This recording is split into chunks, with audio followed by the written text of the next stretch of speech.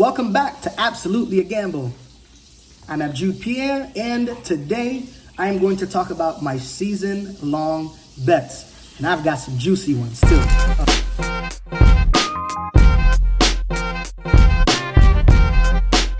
When I do my season-long bets, I try to look at players or teams that have favorable situations. On offense, I like to look at teams that have kept their coordinators, that have second, third, or fourth year offensive coordinators. Those are always the best guys to target because their guys tend to have some continuity, they have some type of structure, and they get to learn the playbook being in the same playbook for multiple years.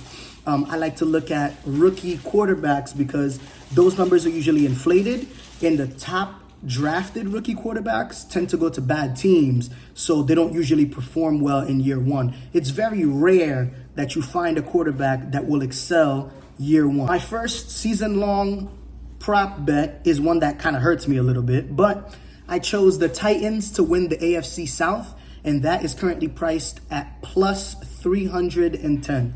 I chose the Titans. I chose this prop because I think that everyone is bought in on the Jaguars hype, and I think that everyone thinks that they're just going to run away with the division. But the Tennessee Titans started the year 5-2 last year. They were far and away the best team in the division until they started getting hurt, and then the Jaguars caught up, and the Jaguars won the division by being one game over 500. So I don't think that the Jaguars, specifically on defense, are as good as people think that they will be. And if they're giving me the Titans, who have been winning this division for the past few years consistently, at that big of a price, plus 310, I'm taking that every single time. The second bet that I place is the Chiefs to win the AFC West. That's priced at minus 180. It's pretty easy for me to choose that bet because it's the Chiefs and everyone else. Until the Chiefs start losing the division, you might as well just pencil them in as the winner every single season. My next bet is the Saints to win the NFC South. Now, this one is a little bit tricky because I don't like to bet on quarterbacks that go to a different team or quarterbacks that are brand new to a team, but I think that veteran quarterbacks who have shown that they can be elite with the last team that they had with little to no support, when they go to a new team that has better support, they tend to perform much better. And Derek Carr with the Saints is going to have Alvin Kamara, Jamal Williams, Chris Olave, Michael Thomas. He's going to have an elite defense for what seems like the first time ever in his career. So Derek Carr won't have to do it all on his own. And out of all of the teams in that division, I think that they have the most complete team. They were the team that was actually missing one quarterback, who was one quarterback away from making some real noise. And especially if I can get them at a plus price, they're priced at plus 130 right now. I think, to me, that's an easy gamble to make. My next bet is Bryce Young under 3,200 and a half passing yards. Like I said before, I like picking on rookie quarterbacks. I think that 3,200 yards is a little bit high. In the last 8 years, there's been, I think, 5 or 6 rookie quarterbacks that have excelled 3,200 passing yards. 3,200 passing yards is a really, really high number, especially for a guy going to play for a team that doesn't really have that many offensive weapons. They traded away their wide receiver 1. They have a few wide receiver 2s on their roster and unproven guys. So I expect them to at least struggle out of the gate. There's a chance that Bryce Young makes a push towards the end of the season in order for him to, start racking up some yardage as he gets acclimated to the NFL game. But I do expect them to struggle early. They have a new head coach. They have a new offensive staff. And they play in a division that has some really good defenses in it. My next bet is Chris Olave over 1,050 and a half receiving yards. This kind of pairs in with my Saints to win the division because I feel like if Derek Carr is going to ball out this season, he's going to rely on a guy like Chris Olave. And we saw what Derek Carr was able to do with a guy like Henry Ruggs, with a speedster, someone that he could just throw the ball to. And he did it last year with Davante Adams. Granted, Davante Adams is not really a speedster, but because of the fact that he was getting so open down the field, Derek Carr threw him a lot of deep passes. So Chris Olave will have a great time playing with Derek Carr. Next bet is Devontae Smith over 925 and a half receiving yards. This is more of my faith in the Philadelphia Eagles. He cracked the 1,000-yard receiving mark last year, and last year was the first time that that offense really got a chance to gel together, and they had their weapons, and Devontae Smith has been a much better wide receiver since A.J. Brown has come to the Eagles, because A.J. Brown takes away the attention of the top corner. So Devontae Smith is dealing with second, sometimes third corners. So, and if something were to happen to A.J. Brown, God forbid, Devontae Smith will blow this number out of the water. So I think that's a pretty easy bet too. My next bet is Saquon Barkley over 1,025.5 rushing yards. This one is a little bit optimistic for me. I'm looking at it like Saquon carried the offense last year, and he was their only legit weapon. So now that they've brought in a couple of receiving pieces, they brought in Paris Campbell, they brought in Darren Waller, their O-line is getting another year. They drafted a center this year, and they drafted Jalen Hyatt. So now when you have more weapons into that offense, teams have to pay attention, and they have to account for those guys on the outside. They have to account for those guys lining up on the line of scrimmage at tight end. And because of that, there'll be less attention paid to Saquon. And of course, it's still Saquon, so he'll be the main focus of the offense. But when you start spreading out guys on the defensive end, and he's not facing stacked boxes anymore, he'll have more room to run. And because he's an additional year removed from this ACL injury, he should be that much more explosive this season. So I think 1,025.5 rushing yards, that's a bet I'm willing to take any day of the week. The next bet is Alexander Mattison under 825.5 rushing yards. Yeah, I don't always do overs, because I heard from a professional gambler once that if you were to bet every single prop bet the under, you would benefit from that more than if you were to bet everything over. So I try and keep some of them over and try to do a few unders, but I'm confident in this one going under. I think that Alexander Mattison was a beneficiary of a great offense last year, and I think that because of the fact that he had to split time with Dalvin Cook, he got a chance to maximize on Dalvin Cook's absence. So when Dalvin Cook wasn't in the game, Justin Jefferson and Adam Thielen, those guys were the guys that they were focused on, so he got less attention on him. Now, moving forward, I think if he's the starting running back, there'll be game plans for him specifically to not let him beat them. There's not going to be ways that, for them to stop every single person in this offense, but I think that if there is one person that could be stopped given a full-time role, it would be Alexander Mattison. Now, I'm not supremely confident in this bet, because it's very possible for him to eclipse this number if he's going to get the workhorse and he's going to keep producing the same way that he's been producing. But on a per carry basis, his efficiency is really not that good. I don't really have all the numbers in front of me, but if you listen to Nick Ercolano on his YouTube channel, he talks about running back efficiency a lot, and they talk about those guys. And Alexander Mattison is one of those guys where he hasn't been that efficient. He's just gotten a ridiculous volume. And I think that Ty Chandler will push Alexander Mattison for some carries in that backfield. So I don't think he'll reach the 825.5. My next prop is David Montgomery over 725.5 rushing yards. And I just think that David Montgomery is going to fill into the Jamal Williams role.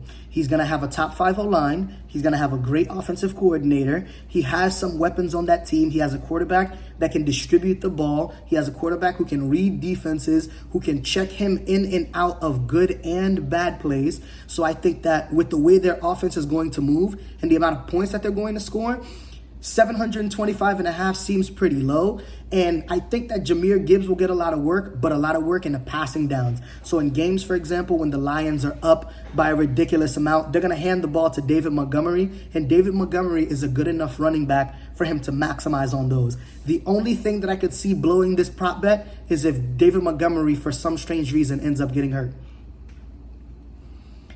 And my next prop is Jared Goff over 3,875.5 passing yards. I know, sounds crazy, right? But Jared Goff has thrown over that amount every single season for the last 5 years.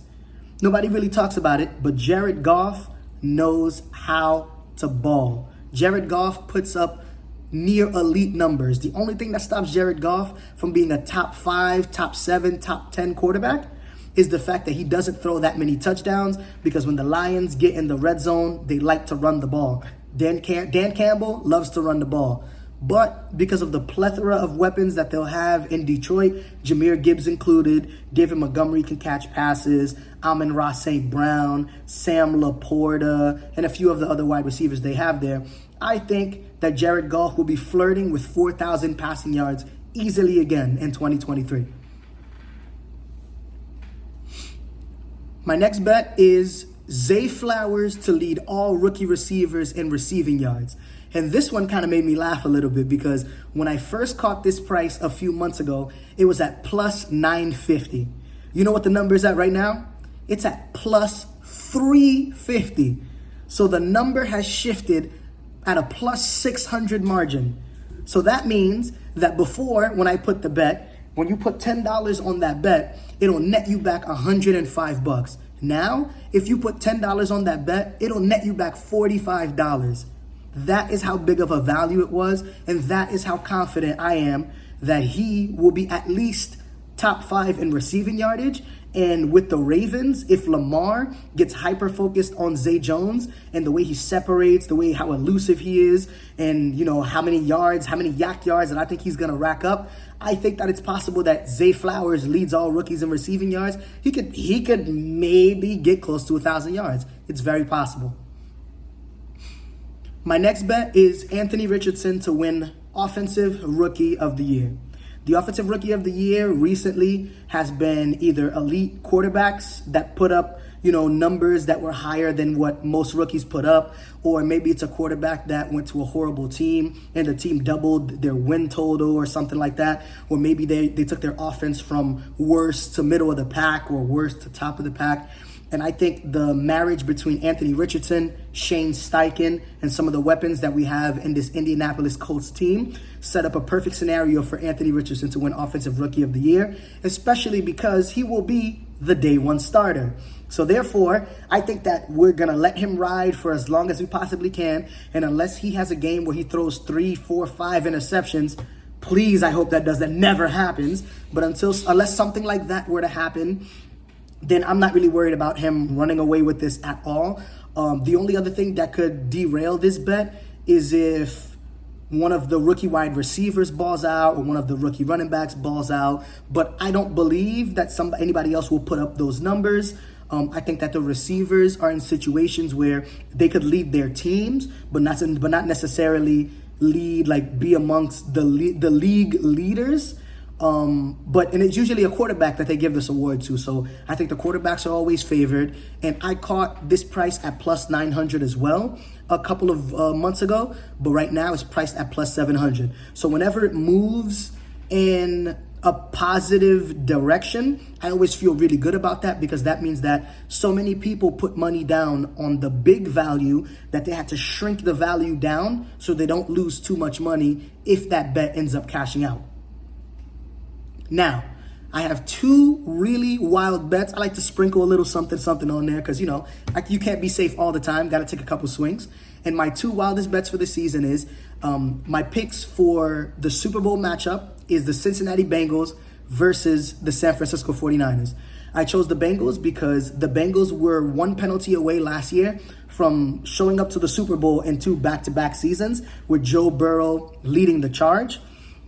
I think that the Bengals are going to be hot right out the gate. I think that the Bengals are going to be a well-oiled machine. They kept their offensive coordinator, their defensive coordinator. They have all of their weapons. They brought back a good amount of their guys, and they drafted some more talent on top of that. They signed an elite left tackle. They switched Jonah Williams to right tackle, which I think will be amazing for them. Their O-line will be amongst the best in the league, and Joe Burrow is going to carve up defenses. Jamar Chase, T. Higgins, Tyler Boyd. They even drafted a few slot receivers as well. Andre Yosivas out of Princeton, Charlie out of Purdue. So, they have a plethora of weapons there. And the 49ers, I think that if it wasn't for Brock Purdy getting hurt last year, I think the 49ers would have beat the Philadelphia Eagles. I know what happened, but that's why those 2 guys are my bets to meet in the Super Bowl. And the price for that is at a whopping plus 3,100. So $10 on that will net you back $330. And my next wild bet, shout out to the New York Giants. I think that the New York Giants will win the NFC East. I say that because there hasn't been a repeat NFC East champion in God knows how long. And I think it's been like a decade or something like that, a decade plus. And last year, the Philadelphia Eagles won the division. I think that the Giants and the Washington Commanders are the two teams that actually took a step forward and not take a step back. Because the Cowboys, I don't trust the Cowboys because of Mike McCarthy. I think that they'll win a lot of regular season games, but I think that Mike McCarthy calling the offense will actually force them to take a step back in important games. And the poor clock management is going to be an issue for them again. Yeah, sure, they'll win games, but currently the Cowboys win total is set at 9.5, which means that even the sports books think that they're going to take a step back. The Philadelphia Eagles, on the other hand, I think they'll still be a good and competitive team as well, but they lost their offensive coordinator as well as their defensive coordinator, and I think that that will matter in close games against really good teams. Yes, they'll still win a ton of games. Yes, they'll still be a really good team, but if I'm taking a swing on anybody winning that division, I am taking the New York Giants because I feel like them making the playoffs last year with the little bit of talent that they had, and now that they're adding so much more talent, especially on the offensive side, is going to pay them dividends. They're a well-coached team, and I think that they'll take the opportunity this season to win that division. I might be crazy, I might be wrong, but I'm still taking the swing regardless. Thank you very much for watching. Have a blessed day. Be kind to someone today. Hold the door open. Give someone a compliment. Smile at a stranger. Say hi to someone. Say something nice.